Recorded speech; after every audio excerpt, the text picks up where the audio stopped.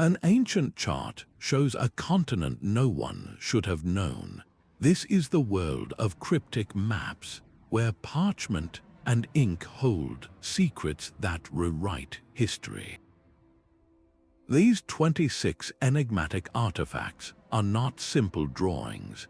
They are silent witnesses to voyages lost to time, challenging everything we thought we knew about ancient exploration. By the end of our journey, you will see a world far more interconnected than any textbook ever described. We will investigate a map that seemingly depicts Antarctica without its ice, and another that names America decades before Columbus set sail. What other forgotten journeys are hiding in plain sight? That promise of a hidden truth is a powerful lure. We are drawn to these cryptic charts not for the coastlines they correctly depict, but for the parts that seem impossibly wrong. They are the ultimate historical riddles, challenging our neat timeline of discovery. An expert cartographer once described them as more than navigational tools. They are cultural artifacts. They embed the entire worldview of their era, its scientific understanding, its wildest myths, and its boldest ambitions onto a single sheet of parchment. Our fascination is rooted in those tantalizing gaps they represent. A coastline drawn centuries before its official discovery, a continent mapped without its ice. These are not just errors, they feel like moments where human achievement leaped forward, only for the memory of that leap to be lost.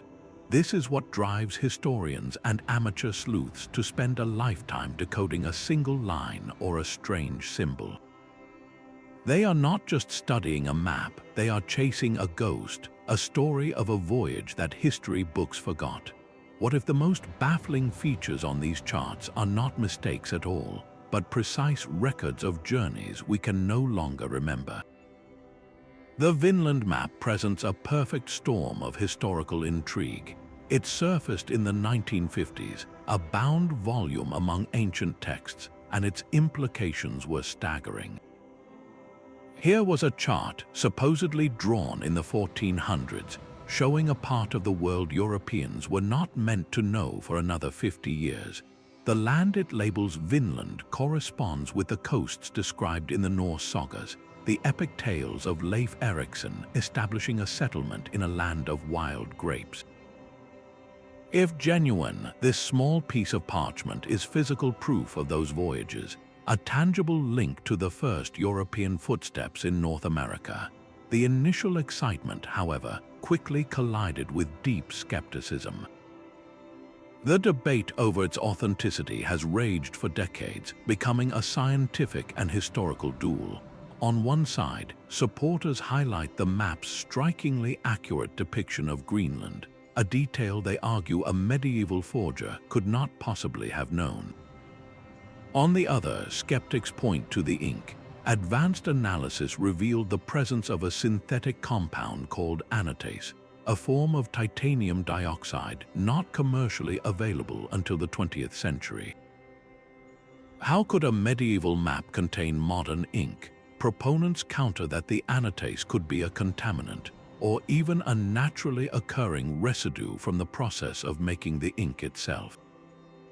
The parchment itself is genuinely old, but the map drawn upon it, that is the heart of the mystery. This is not just an academic argument. The Vineland Map forces us to confront a difficult question. What do we do with an object that tells a story we desperately want to be true, but that the physical evidence seems to deny? It is a relic that promises to rewrite history, yet its own history is impossibly murky. This very tension, this battle between the story we wish to find and the evidence we can actually verify, makes it the ideal starting point for our journey. It sets the stage for maps that are even more baffling, charts that defy explanation not through contested ink, but through geographical knowledge that seems to have come from nowhere. While the Vinland Map's authenticity is debated on technical grounds, the Piri Reis map presents a geographical puzzle that is far more difficult to dismiss. Drawn in 1513 by the Ottoman Admiral Piri Reis, this surviving fragment of a larger world map is a masterpiece of cartography that somehow contains information it should not possess. It accurately depicts the eastern coast of South America with a startling precision that would have been nearly impossible for its time, but its most baffling feature lies far to the south. The map shows a strange, mountainous landmass free of ice connected to the southern continent. Its shape bears a striking and deeply controversial resemblance to the actual coastline of Queen Maud Land in Antarctica, a coastline that has been hidden under a thick sheet of ice for millions of years. How could a 16th-century cartographer map a continent that would not be officially discovered for another 3 centuries? And how could he possibly know what it looked like beneath the ice? Piri Reis himself provided a clue, writing in the map's margins that he had compiled it from numerous source charts, some of which dated back to the time of Alexander the Great. This admission opens a door to a staggering possibility. It suggests his work was not based on original exploration, but was instead a copy of copies, a compilation of far older knowledge passed down through the ages. The implication is that an ancient, sophisticated seafaring civilization must have existed, one with the capability to chart the entire globe, including a continent that has not been ice-free for thousands upon thousands of years.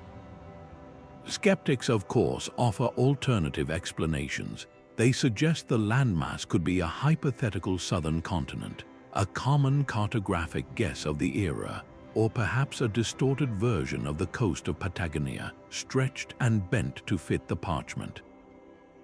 Yet the specific contours continue to defy these simple explanations. The Piri Reis map does not just challenge our timeline of exploration. It confronts us with the ghost of a lost geography, a world mapped by hands we can no longer name. The stakes of cartographic knowledge were not just academic, they were matters of national survival. While the Piri Reis map hinted at lost ancient knowledge, another chart reveals the cutthroat world of Renaissance espionage, where maps were state secrets worth killing for. The Cantino Planisphere was smuggled out of Portugal in 1502, a breathtakingly detailed world chart created not for navigation but for theft. It was commissioned by an Italian agent, Alberto Cantino, who was working for the Duke of Ferrara. His mission was simple and incredibly dangerous: to infiltrate Portugal's cartographic establishment and steal their most precious discoveries. At the time, Portuguese sailors were the undisputed masters of the Atlantic, pushing further down the coast of Africa and across the ocean to Brazil. Their knowledge of these new lands was a national treasure locked away in the Casa da India, a clearinghouse for all navigational charts and logs. The Cantino map was a direct leak from this vault of secrets. It shows the Brazilian coastline with a startling and previously unknown accuracy, confirming that the Portuguese knew the full extent of this new land mass far earlier than they publicly admitted. But its most telling feature is a thin, vertical line slicing through the Atlantic Ocean. This is the Tordesillas Meridian, the boundary negotiated by the Pope to divide the entire non-European world between Spain and Portugal. The Cantino Planisphere was not just a map, it was a legal document and a declaration of imperial ambition, showing exactly which lands Portugal claimed as its own. Its creation was an act of industrial espionage that today would be compared to stealing blueprints for a new weapon. The map provides a frozen moment in time, a snapshot of the world just as European powers were beginning to grasp the staggering scale of the Americas. It demonstrates that cartography was never a purely scientific pursuit. It was a weapon in a silent war, a tool for empire building where a single, accurate chart could be more valuable than a shipload of gold. The very parchment of the Cantino Planisphere is stained with the intrigue of its origins, a physical reminder that the race to map the world was also a race to control it. While empires fought over coastlines, a quiet revolution was taking shape in a German workshop. Martin Waldseemüller's map of 1507 did more than just chart new lands, it gave them an identity. For the first time, the name America appeared on a world map, printed across the southern continent in a bold script font. This was not a small notation, it was a declaration. Waldseemüller was a scholar, not an explorer, and he pieced together his revolutionary vision from the accounts of travelers, most notably the letters of Amerigo Vespucci. These writings described a new world, a vast landmass separate from Asia, and Waldseemüller had the audacity to believe them. He depicted the Americas as two distinct continents, entirely surrounded by water, a radical break from the prevailing view that saw them as mere extensions of China or India. He even included a vast ocean separating the New World from Asia, a feature no European had yet proven to exist. This was a leap of geographical faith, a conceptual breakthrough that forever altered the Western worldview. The name itself was a tribute, a Latinized version of Amerigo, forever etching the navigator's first name onto the land. Yet, in a fascinating twist, Waldseemüller later seemed to doubt his own creation. In his subsequent maps, the name America vanished, as if he had second thoughts about the accuracy of his sources or the scale of his own claims. But it was too late. The name had already been printed and circulated, a linguistic seed that found fertile ground. His map became a sort of accidental bestseller, and the label stuck. This single document demonstrates the immense power of a map to do more than record reality. It can create it. Waldseemüller did not just draw what was known, he gave form to an idea, and in naming it, he made that idea permanent. His map crystallized a new geographical concept, locking it into the global consciousness and proving that the stories we tell about the world and the names we give its parts can be as powerful as the discoveries themselves. But what happens when a cartographer maps a place he has never seen, using only the power of logic? The Vineland Map, published by French geographer Philippe Vineland in the 1730s, presents a phantom Antarctica, a continent conjured from theory rather than exploration. Unlike the Piri Reis chart, which claimed to be based on ancient sources, Vineland's work was a product of the Enlightenment, a bold attempt to use reason to fill the blank spaces on the globe. He hypothesized a vast southern landmass, but his version was strangely bifurcated, showing two large landmasses separated by a frozen sea. He arrived at this unusual shape by studying the flow of glaciers and rivers in the known world, applying early concepts of watersheds and mountain ranges to infer the layout of the unknown. He believed the world's landmasses were organized in symmetrical, interconnected systems, and he drew the southern continent to fit this elegant, theoretical model. The result was a map that was largely incorrect in its detail, yet profoundly innovative in its method. It was a work of intellectual speculation, a magnificent guess. This is the cartographic equivalent of predicting the plot of a story by only reading a few scattered pages. Vineland's map forces us to ask a different kind of question. Is it more fascinating to be right or to be brilliantly, logically wrong? His phantom continent represents a crucial moment in our relationship with the unknown. It shows the human mind's powerful, sometimes overwhelming, desire to impose order on chaos, to draw a line where there is only mystery. This drive to complete the picture, to connect the dots even when some dots are missing, is a thread that runs through many of history's most cryptic charts. A phantom island named Frisland appears in the North Atlantic with stubborn consistency.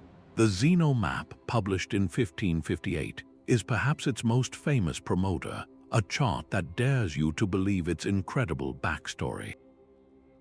It claims to be based on the letters and charts of two Venetian brothers, Niccolo and Antonio Zeno, who supposedly sailed with a Nordic prince named Sigismund in the late 1300s. They described voyages to Greenland and a land they called Estetiland, a place with its own libraries and sophisticated people. If their account is true, it would mean Italians were exploring the North Atlantic alongside, or even before, the peak of Portuguese exploration. The map itself is a bizarre tapestry of the plausible and the impossible.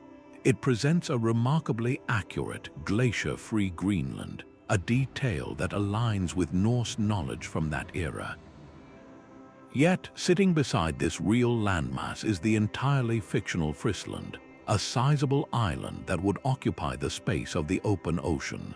For centuries, navigators actually searched for it, its presence on such a detailed map giving the phantom a dangerous credibility. So is the Zeno Map a deliberate forgery or a misunderstood relic? The evidence cuts both ways. The geography of Greenland is too correct to be a random guess, suggesting a source that had genuine contact with Norse seafarers or their records. The brothers may have acquired a genuine Norse sailing chart, one that documented real voyages to Greenland and perhaps even the coast of North America, which could be the mysterious Estetiland.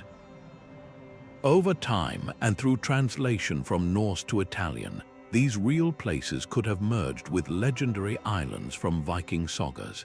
The map we see today might be a palimpsest of truth and tale, a corrupted copy of a once accurate guide.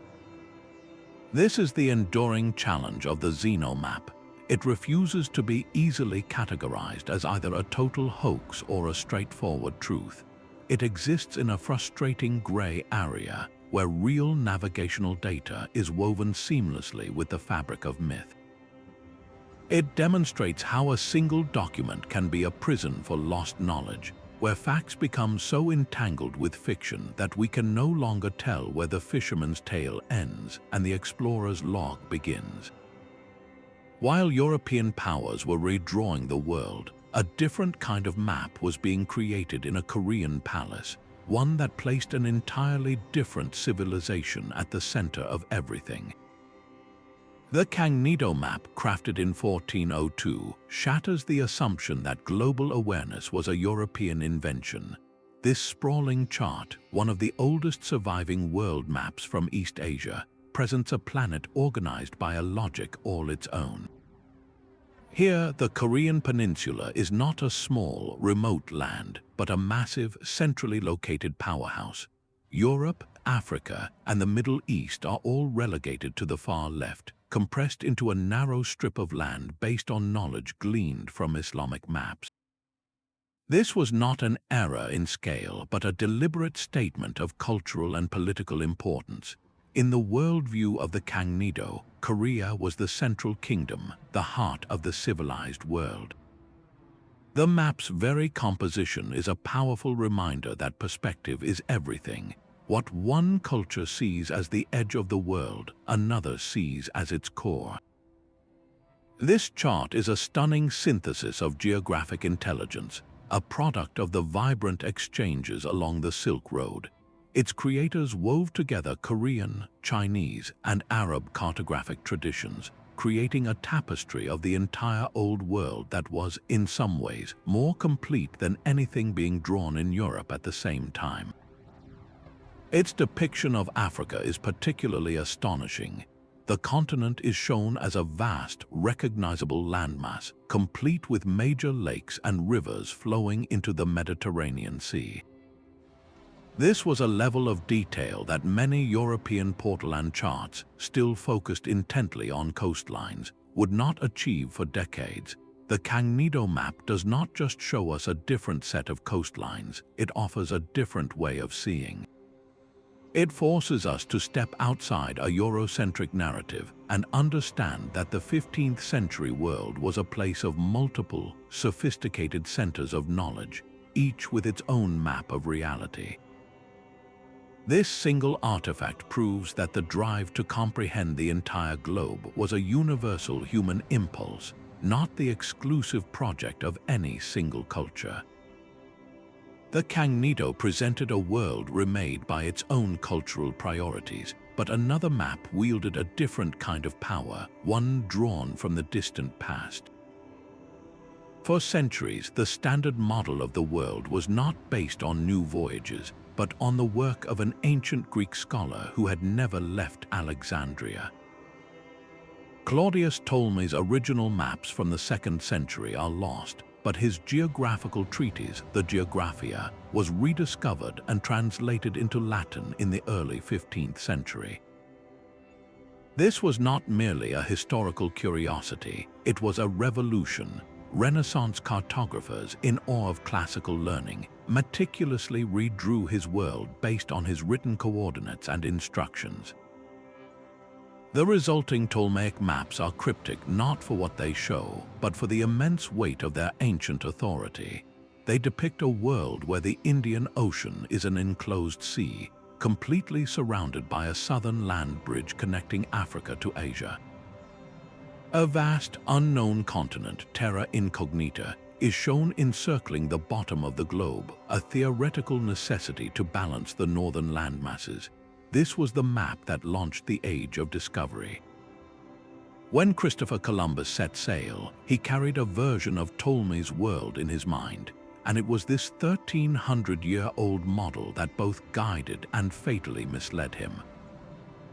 Ptolemy had calculated the Earth's circumference, but his figure was significantly too small. This error, preserved and amplified on the Renaissance maps, made Asia appear tantalizingly close to Europe by sailing west. Columbus was not a fool challenging a flat Earth. He was a man convinced by an ancient, respected, and profoundly mistaken calculation. He believed he had reached the outer islands of Asia precisely because Ptolemy's map told him he would. The persistence of this ancient error directly shaped the course of history, leading to the accidental encounter with a new world. This is the ultimate cryptic power of the Ptolemaic maps. They are not records of exploration, but its catalyst. They represent the dangerous, intoxicating allure of received wisdom. A reminder that the most powerful maps are not always the most accurate ones, but the ones people believe to be true. While Europe grappled with fragmented knowledge, a different kind of masterpiece was taking shape in the cosmopolitan court of a Sicilian king.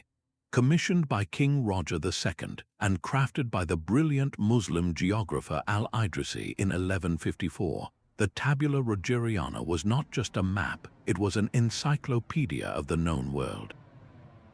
For 3 centuries, it stood unrivaled in its accuracy, a testament to a golden age of Islamic science that was illuminating the world while much of Europe remained in intellectual shadow. This was no simple drawing. Al-Idrisi and his team spent 15 years compiling information, interviewing travelers, merchants, and diplomats who passed through Sicily's vibrant ports. He synthesized this first-hand testimony with the works of Greek geographers and the vast corpus of Islamic knowledge, creating a vision of the world that was stunningly complete.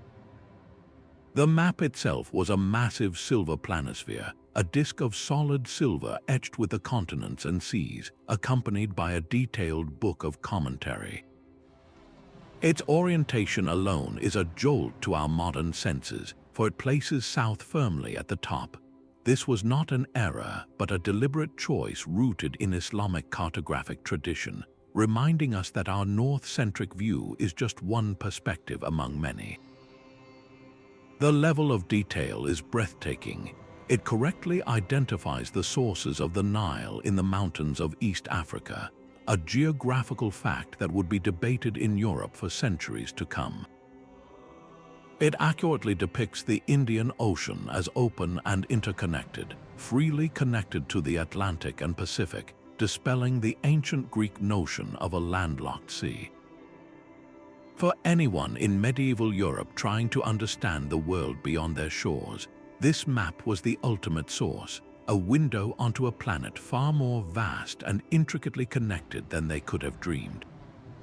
The Tabula Rogeriana forces a profound historical reevaluation. It stands as a monumental achievement that challenges the very idea of a Dark Ages, proving that the torch of exploration and scientific inquiry was not extinguished, but was being carried forward brilliantly elsewhere. This map is a silent witness to an age of cross-cultural collaboration, where a Norman king and a Muslim scholar could together produce a work that would define geography for generations. Leonardo da Vinci's maps turned geography into a living anatomy. While other charts revealed unknown continents, his intricate drawings of the Arno River Valley and the Italian coastline explored a different frontier, the hidden structure of the Earth itself. These were not mere navigational aids, they were profound scientific inquiries rendered with an artist's hand. Da Vinci applied his relentless curiosity to the very ground beneath his feet, producing bird's-eye views of staggering accuracy that seemed to peer deep into the planet's past. He saw riverbeds not as simple lines on parchment, but as records of time, meticulously illustrating how water carves the land through erosion and deposits sediment to create new plains. His coastal maps pulse with an intuitive understanding of hydrodynamics, showing the movement of tides and currents with a clarity that would not become standard in cartography for hundreds of years. This was a man mapping forces, not just forms. For Da Vinci, the true exploration was vertical, a journey into the processes that sculpt our world. His work stands as a powerful reminder that the greatest mysteries are not always the most distant. They can be found in the bend of a river or the layering of a cliffside, waiting for a mind brilliant enough to ask the right questions and an artist skilled enough to document the answers. Here, the cryptic element is not a lost continent, but a lost way of seeing, a fusion of art and science that saw the Earth as a dynamic, evolving system. The scientific battle over the Vinland Map has moved from library archives to advanced laboratories, where physics and chemistry now interrogate the parchment. Raman spectroscopy, a technique that uses laser light to identify molecular structures, revealed the presence of anatase within the ink. This specific form of titanium dioxide is a modern pigment, a cornerstone of 20th century manufacturing. For many experts, this finding was a definitive verdict of forgery. How could a medieval scribe use a compound that would not be commercially produced for another 500 years? Yet the case is far from closed. The parchment itself, when subjected to radiocarbon dating, was confirmed to be from the correct era, the early 15th century. This creates a bizarre paradox, an undoubtedly old piece of vellum inscribed with seemingly modern ink. Proponents of the map's authenticity offer a compelling counterargument. They suggest that the anatase could be a contaminant, introduced during conservation efforts in the 1950s, or perhaps occurring naturally as a trace mineral within the original iron gall ink. Medieval ink recipes were not standardized, and a unique batch could have contained impurities that mimic a modern substance. This ongoing debate is more than an academic squabble. It is a masterclass in the difficulties of historical authentication, a high-stakes detective story where every piece of evidence has at least two plausible explanations. The fate of the Vinland Map hinges on this delicate balance, teaching us that when confronting a cryptic artifact, we must hold two opposing truths in our minds at once. We must be rigorously skeptical of the evidence that condemns it, yet remain open to the possibility that the story it tells might just be real. A lavish Portuguese atlas from 1519 transforms the entire world into a tapestry of imperial ambition. The Miller Atlas, created by the father and son team of Pedro and Jorge Rienel, is far more than a navigational chart. It is a declaration of power painted on vellum. Its pages are a riot of color and life, where meticulously drawn coastlines are adorned with vignettes of indigenous peoples, bustling port cities, and mythical beasts cavorting in the seas. This breathtaking artistry, however, serves a very serious purpose. Every flourish, every golden detail, was designed to impress upon the viewer the staggering reach and wealth of the Portuguese Empire. It was cartography as state propaganda, a visual argument for global dominance meant for the eyes of kings and financiers. Look closely at its depiction of the Indian Ocean, and the true source of this power becomes clear. The coastlines of Africa and India are rendered with a precision that would be the envy of any rival nation, a direct result of the intelligence brought back by explorers like Vasco da Gama.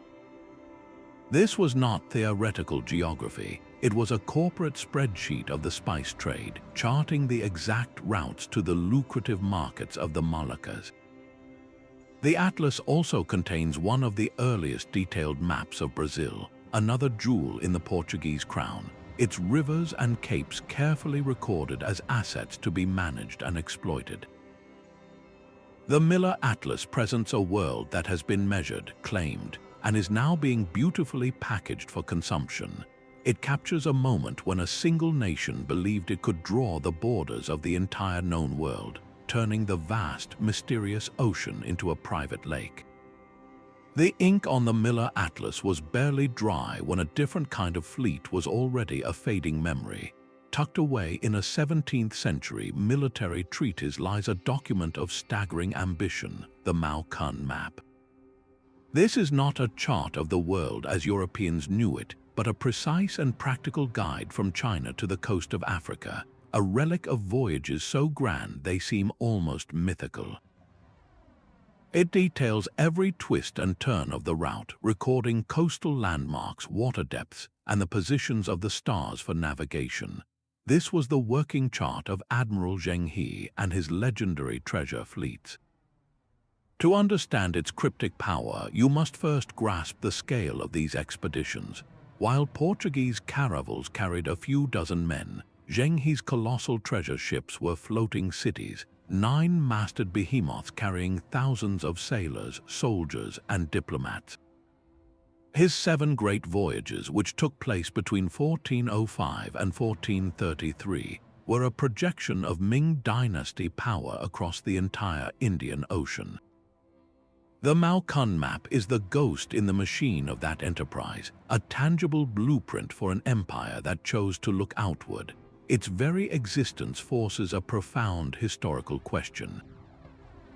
What if this had been the path that defined global exploration? The map proves the Chinese had the ships, the navigational skill, and the detailed geographical knowledge to sail anywhere on Earth. This evidence is the bedrock for a highly controversial theory, the idea that some of Zheng He's ships continued beyond their known destinations, rounding the Cape of Good Hope and crossing the Atlantic to make contact with the Americas decades before Columbus. The map itself does not show the New World, but its meticulous recording of the route to Africa demonstrates a capability that makes such a voyage seem less like fantasy and more like a plausible lost chapter. The true mystery of the Mao Kun Map is not a hidden coastline, but a road not taken. It opens a window into a parallel history, a timeline where the globe was connected not by European conquest, but by Chinese diplomacy and overwhelming maritime might. Its cryptic message is one of profound silence, a reminder of a fleet that was deliberately dismantled and a world-exploring project that was voluntarily abandoned, leaving these charts as the only echo of what might have been. 3,000 years ago, an Egyptian scribe unrolled a papyrus and began to draw a map for a very practical reason: gold. The Turin papyrus map, dating to around 1150 BC, is not a chart of mythical lands or unexplored oceans. It is a detailed, technical guide to a specific region of the Eastern Desert, a roadmap to riches and resources. This incredible document, the world's oldest known topographical map, shows riverbeds, towering mountains that are rendered in perspective, and the locations of gold mines and stone quarries. It carefully marks the roads connecting these sites, even noting the distances between them and the quality of the rock at each quarry. Its cryptic nature is not born of mystery, but of sheer, stunning efficiency. This was a tool for state power, an administrative document for managing a known world of immense value. It proves that the drive to systematically represent our surroundings, to reduce a complex landscape to a manageable diagram, is one of humanity's most ancient and essential impulses. This map completely upends the traditional narrative of exploration. While European history often positions the Age of Discovery as a sudden burst of global awareness, the Turin Papyrus quietly testifies to a different truth. In Africa, over 3,000 years ago, a sophisticated civilization was already producing precise geographical knowledge for industry and control. The scribe who drew this map was not wondering what lay beyond the horizon. He was meticulously documenting the assets of a kingdom, turning the chaotic desert into an ordered, profitable enterprise. This is exploration of a different kind, not outward into the unknown, but inward into the very bedrock of power. It reminds us that every map, no matter how ancient, is ultimately a story about what its creators valued most. Yet the world of the medieval pilgrim was not one of coastlines and trade winds, but of sin, salvation, and sacred destinations. The Hereford Mappa Mundi is a monumental map of that spiritual reality. Created around the year 1300, this massive piece of vellum is less a guide for travelers and more a sprawling encyclopedia of faith, a visual sermon drawn on a single, magnificent sheet.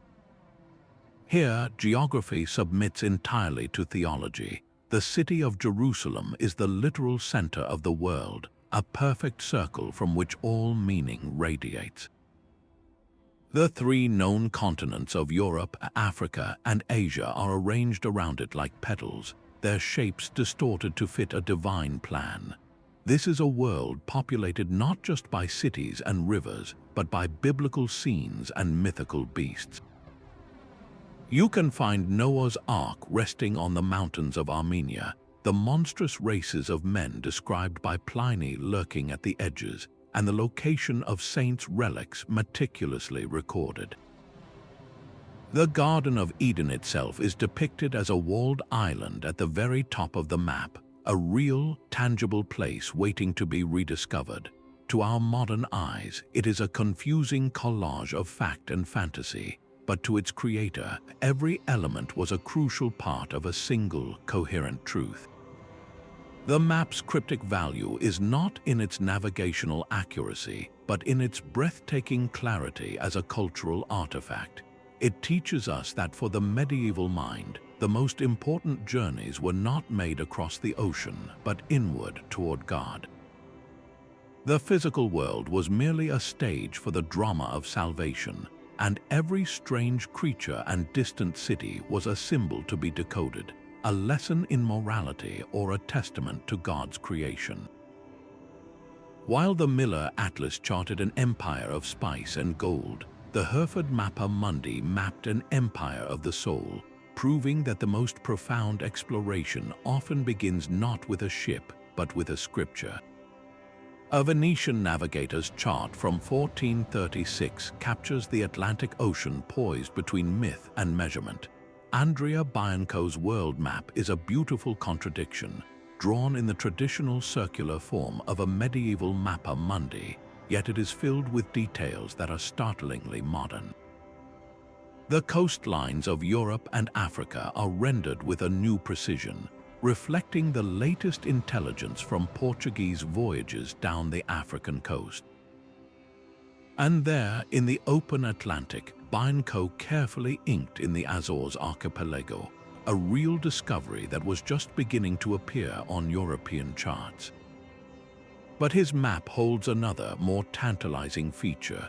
Just to the west of these known islands, he drew a large, rectangular landmass and labeled it Antalya. This was not a simple navigational marker. It was the birth of a legend, a phantom island that would haunt mariners for the next century. In the mind of a 15th century sailor, what was the line between a cartographic fact and a hopeful rumor? Vineland's map is that line, drawn in ink.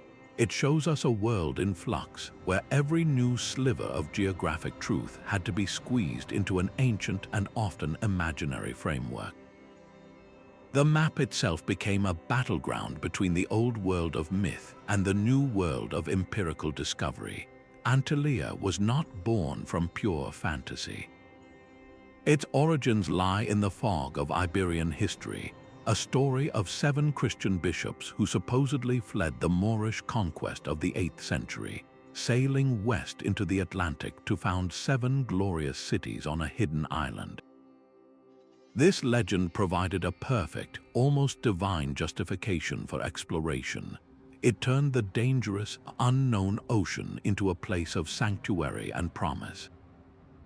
When Portuguese sailors began venturing further into the Atlantic, they were not just looking for new fishing grounds, they were searching for Antalya.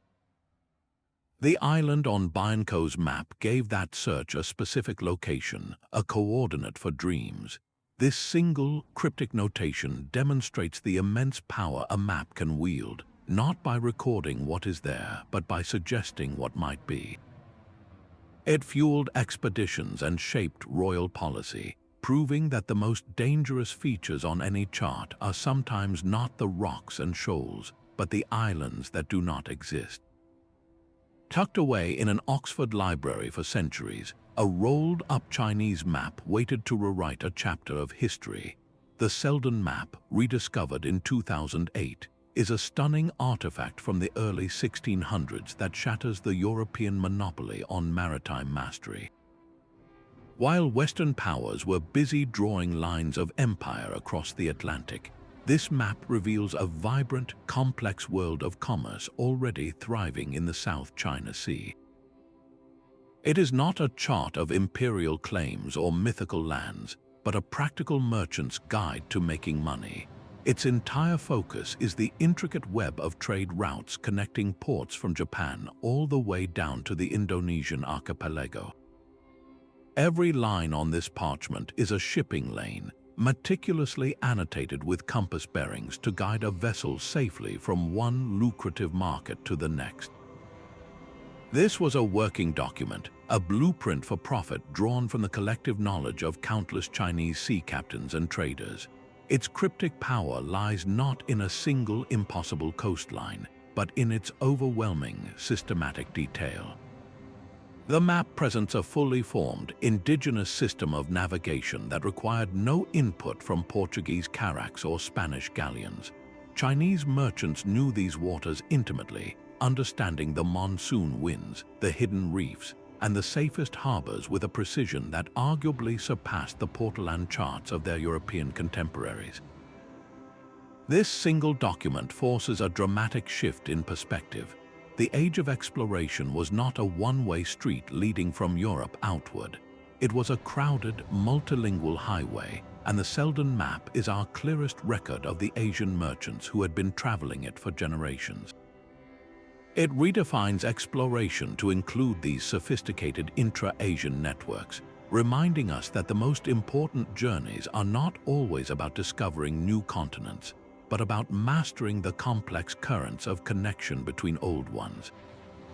That same Zeno narrative included a separate, more focused chart, a map of the North that zeroes in on the very heart of the mystery. Published in 1558, this is the document that gave the phantom island of Frisland its dangerous credibility, placing it squarely in the North Atlantic as if it were as real as Iceland or Norway. Its cryptic power is amplified by a tantalizing historical thread, a potential connection to the real Henry Sinclair, the Earl of Orkney. Legends whisper that this Scottish nobleman, decades before Columbus, sailed across the Atlantic to a new land. The Zeno map, with its strangely accurate details of Greenland and what might be the coast of Newfoundland, seems to offer cartographic proof of that very voyage. This is where the map becomes a perfect storm of possibility and doubt. Its depiction of Greenland is remarkably precise for its time, showing a landmass free of its icy cap, a detail that aligns perfectly with Norse knowledge from the 14th century. This is not something a random forger in Venice would likely know. It suggests the Zeno brothers, or whoever created the map, had access to genuine Norse sailing charts, perhaps from Sinclair's own voyages or through contacts in the Orkney Islands. They were on the edge of a real discovery, yet right beside this truth sits the colossal fabrication of Frisland, an island that never existed. This single, bold invention casts a long shadow of doubt over the entire project. If the mapmakers were willing to invent one land, why should we trust any of it? This leads us to the central, unresolved question. Was the map of the North an accidental discovery, a corrupted copy of a genuine Norse map where real places like the Norse settlements in North America became entangled with mythical islands from Viking sagas during translation and retelling? Or was it something more calculated, a clever forgery crafted by patriotic Venetians desperate to claim a piece of the New World discovery glory for Italy, weaving together fragments of real geography with pure invention to create a convincing but entirely fictional precedent? The Zeno map offers no easy answers. It has become a kind of Rorschach test for historians. Those who want to see evidence of pre-Columbian exploration find it in the accurate contours of Greenland. Those who suspect a hoax point directly to the empty space where Frisland was drawn. It remains one of history's most stubborn enigmas, a chart that dares you to believe its story, even as it warns you not to trust a single line. The red lines of the Gough map spread across medieval Britain like veins across a living body. Created around 1360, this is the first map to show the island of Great Britain in a form we can instantly recognize today. Its cryptic nature is not born from lost continents, but from an intimate, almost impossible knowledge of the homeland. Here, the coastlines of England and Wales curve with a startling accuracy that defies the rudimentary surveying tools of the 14th century. A web of crimson routes connects London to distant towns like York and Bristol, suggesting a sophisticated understanding of overland travel. Was this a roadmap for royal couriers, a logistical chart for tax collection, or a strategic overview for a kingdom consolidating its power?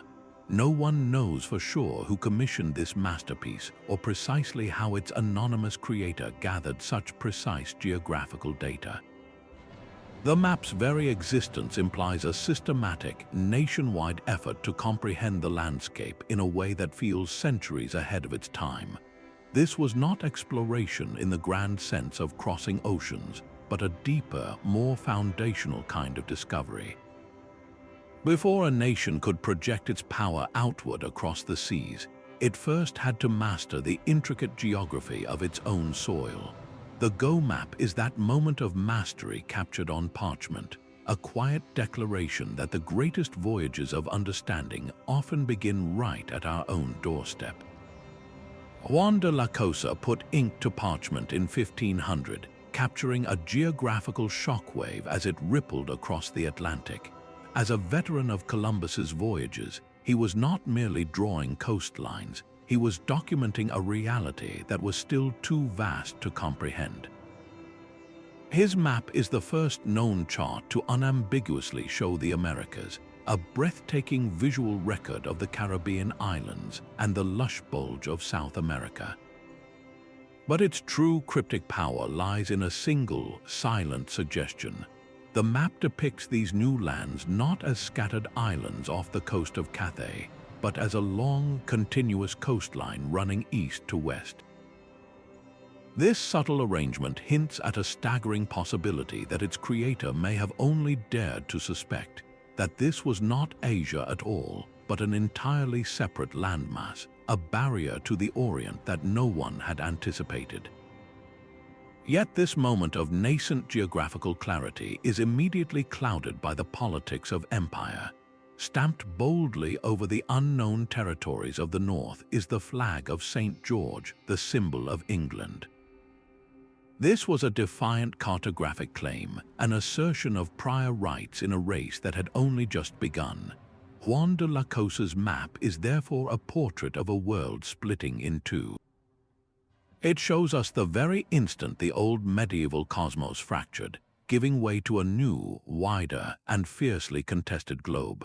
It captures the dizzying uncertainty of discovery, where every new coastline was both a scientific revelation and a potential casus belli, drawn in the fragile space between wonder and want. Henricus Martellus drew the world on the cusp of a revolution. His map, created around 1490, stands as a breathtakingly beautiful and profoundly important bridge. It is a document stretched taut between two eras, one foot firmly planted in the library of ancient Alexandria, and the other stepping onto the deck of a caravel. Martellus meticulously followed the Ptolemaic model, honoring the Greek master's vision of a world comprised of Europe, Africa, and Asia. Yet he also integrated the very latest intelligence from Portuguese voyages, carefully etching the west coast of Africa with a new, startling accuracy that Ptolemy could never have imagined. This fusion creates a strange and captivating tension. The map presents a world that feels both learned and nascent, complete yet unfinished. Its most telling feature is the vast, empty expanse of the Atlantic Ocean. According to Martellus' calculations, this sea was all that lay between Europe and the riches of Asia. There are no phantom continents here, no mythical islands of Antalya cluttering the route. Just open water, a cartographic invitation to sail west. This was the precise vision of the globe that captivated Christopher Columbus. He studied maps like this one, and he believed their elegant geometry. The clean, empty ocean confirmed his conviction that the journey to Cathay was not only possible but straightforward. He sailed with this map's promise in his mind, a promise built on a critical and beautiful era. Martellus, following Ptolemy, had drastically underestimated the size of the Earth and overestimated the eastward extent of Asia. This double miscalculation made the planet seem much smaller, shrinking the very ocean Columbus needed to cross. So the cryptic power of the Martellus map lies not in what it reveals, but in the monumental mistake it represents. It is the last, best portrait of a world that was about to vanish forever. Just 2 years after this map was drawn, Columbus would stumble upon a coastline that did not exist in its logic, shattering the Ptolemaic cosmos and proving that the greatest discoveries often begin with the most confident miscalculations. A school of mapmakers in the French port of Dieppe turned this flood of new information into something both beautiful and bewildering. In the mid-1500s, their ateliers produced a series of lavish world maps, sprawling charts filled with gold leaf and vivid illustrations of foreign peoples and exotic animals. They are masterpieces of the cartographer's art, yet they are defined by a single, colossal enigma. Attached to the south of the islands of Indonesia, these maps show a vast, speculative continent labeled Java La Grande. Its western coastline bears a startling, almost haunting resemblance to the actual eastern shore of Australia. This was not a small island, but a landmass drawn on a scale rivaling Europe itself. How did a group of French artists thousands of miles away depict a continent that would not be officially discovered for another 2 centuries? One compelling theory points to secret Portuguese voyages. We know Portuguese explorers had pushed deep into the Pacific and the Spice Islands. It is entirely plausible that one of their caravels, blown off course, sighted the northern or western coast of Australia. This knowledge, a state secret too valuable to publish, could have trickled out through espionage or shared contacts, reaching the open and collaborative port of Dieppe. The cartographers there would have taken this vague report of a great southern land and connected it to the legendary descriptions from Marco Polo's travels, where he mentioned a wealthy and vast Java. They fused a possible truth with a certain myth, drawing the result in breathtaking detail. This is the cryptic essence of the deep school. Their maps are not lies, but desperate, educated guesses. They represent the human mind trying to assemble a global jigsaw puzzle with 90% of the pieces still missing. Every new coastline reported by a sailor had to be fitted into an existing framework of classical knowledge and travelers' tales. The result is a chaotic, magnificent blend of fact and fantasy, a perfect snapshot of a world that was suddenly, overwhelmingly, larger than anyone had ever dreamed. Across the narrow strait separating two continents, maps hold the memory of a world now drowned. The story of the Bering Strait is not found on one single, spectacular chart, but is pieced together from a mosaic of indigenous knowledge and early Russian sketches, a collective cartography that maps a ghost. Long before geologists gave it a name, the oral traditions and hide paintings of the peoples of Siberia and Alaska preserved the truth of the Bering Land Bridge. These were not maps in the European sense with neat coastlines and latitude lines. They were living diagrams, stories etched onto caribou skin or woven into epic tales, describing a time when you could walk from one world to the other. They spoke of a vast grassy plain, a lost landscape that connected Asia to the Americas, a pathway used by the first people to populate an entire hemisphere. This was not a myth, it was a geographical heirloom, a memory of a real place passed down for thousands of years. When Russian explorers finally began charting the region in the 18th century, their own maps started to hint at this ancient connection. They meticulously recorded the narrowness of the strait, the way the coastlines of Chukotka and Alaska seemed to mirror each other, like two pieces of a puzzle pulled apart. They were documenting the void, but the indigenous maps had always described what once filled it. This is a fundamentally different kind of exploration narrative. It redefines the very word. This was not a swift voyage of discovery led by a single famous name, but a slow, monumental migration of entire peoples over countless generations. It was an exploration measured not in nautical miles, but in millennia. The cryptic message of these maps is one of profound patience and deep time. They remind us that the greatest journey in human history, the peopling of the Americas, left its trace not in a lone explorer's logbook, but in the collective memory of cultures and the subtle clues of a sundered land. This sudden leap in accuracy defies every expectation of gradual progress. At the end of the 13th century, the Carta Pisana appears almost out of nowhere.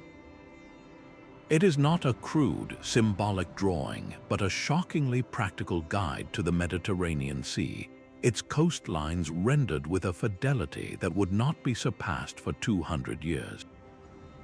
These portolan charts are covered in a spiderweb of lines radiating from central points, a system of room lines that allowed a navigator to plot a constant bearing across the open water. The precision is so immediate, so fully formed that it feels like a technology dropped from the sky. Where are its clumsy prototypes, its half-finished predecessors?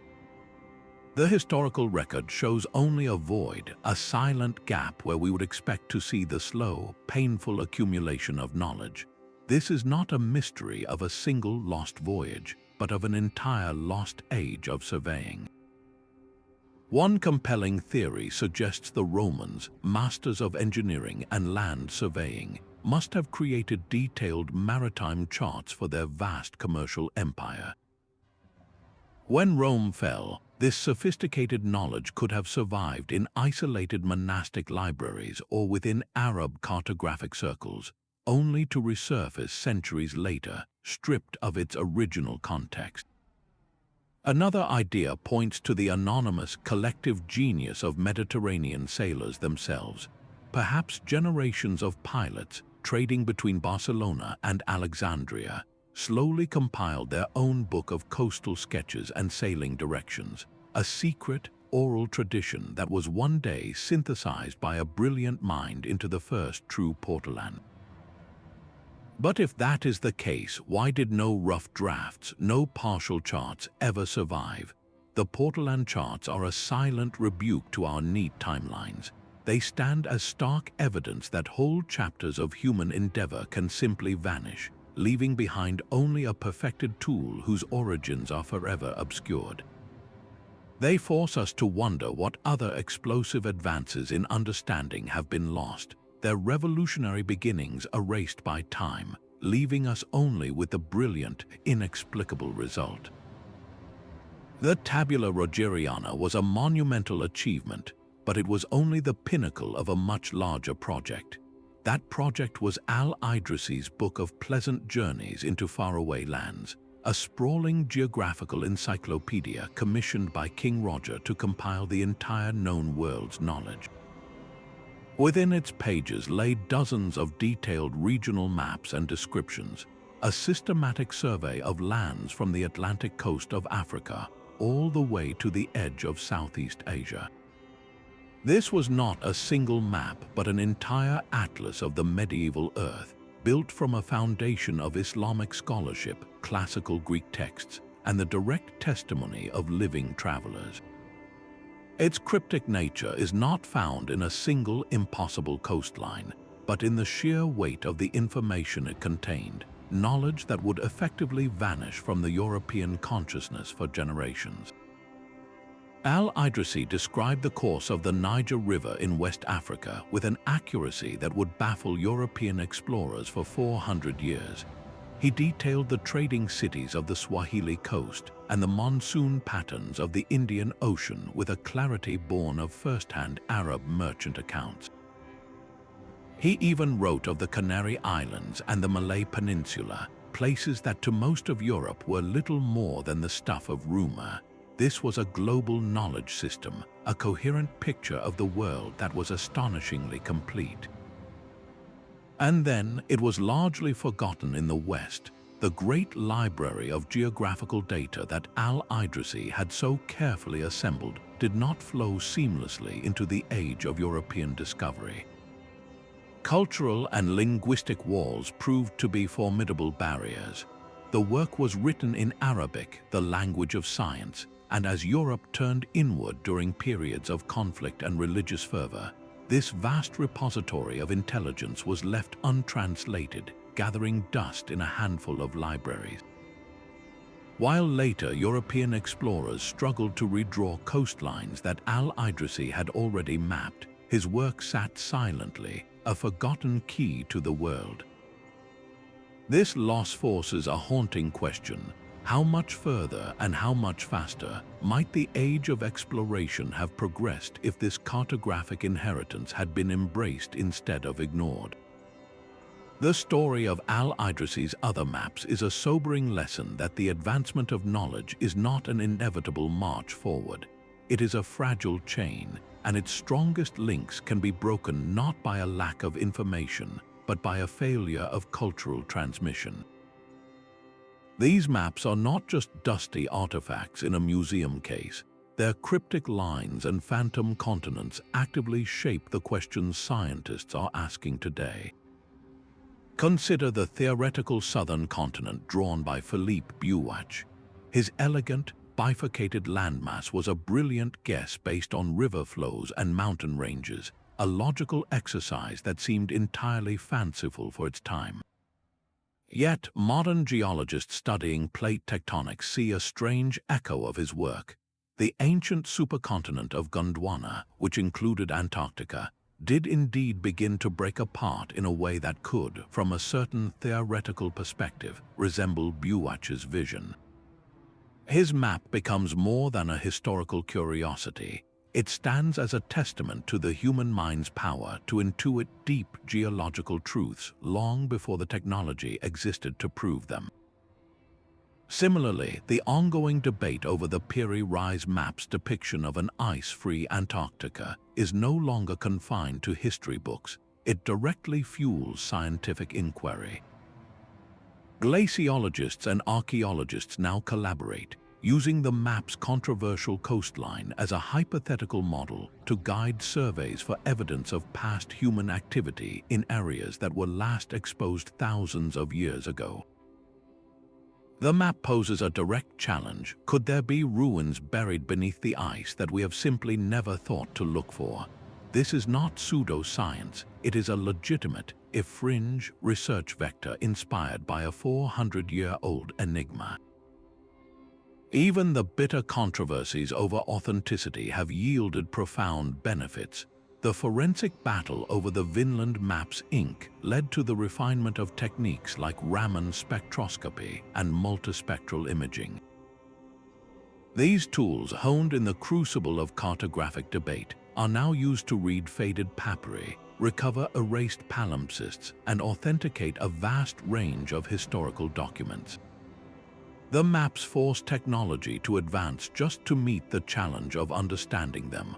Ultimately, their greatest modern legacy is a lesson in humility. They remind us that our current understanding of the world is always provisional, a single frame in a much longer film. These 26 maps teach us that the past is not a closed book, but an active participant in a conversation. They whisper that the next great discovery might not be found by launching a probe into deep space, but by looking more carefully at a line of ink drawn by a hand we can no longer name. The cartographer's dilemma is a battle of ink against the void. Faced with an empty expanse on the parchment, they had to make a choice, a decision that reveals more about their world than any accurately drawn coastline. Do you leave the space blank, an honest admission of ignorance that could frighten away a patron or a sailor? Or do you populate the terra incognita with the beasts and wonders described by travelers and ancient texts, turning the unknown into a lesson or a legend? Each of the 26 cryptic maps we have explored represents a different answer to this fundamental question. The portolan charts of the Mediterranean chose ruthless pragmatism. Their creators filled the seas not with monsters, but with a web of room lines, providing sailors with a tool of pure function where every mark had to earn its place through navigational utility. In stark contrast, the Hereford Mappa Mundi embraced the mythological. Its empty spaces were a canvas for spiritual instruction, where the location of a griffin or a cynocephalus was as critical as the city of Paris, because their purpose was not to guide a body, but to save a soul. Other mapmakers, like the brilliant but mistaken Philippe Buach, chose the path of extrapolation. They took the few puzzle pieces they had and attempted to assemble the entire picture through logic and theory, creating phantom continents that were brilliant, beautiful, and utterly wrong. This is why we cannot simply label these maps as correct or incorrect. They are layered artifacts, each one a negotiation between the known and the imagined. They are cultural portraits capturing not just the geography of their time, but its very spirit, its ambitions, and the outer limits of its courage. When you look at a cryptic map, you are not just seeing a representation of the world. You are seeing a portrait of the human mind itself, staring into the darkness and deciding what story to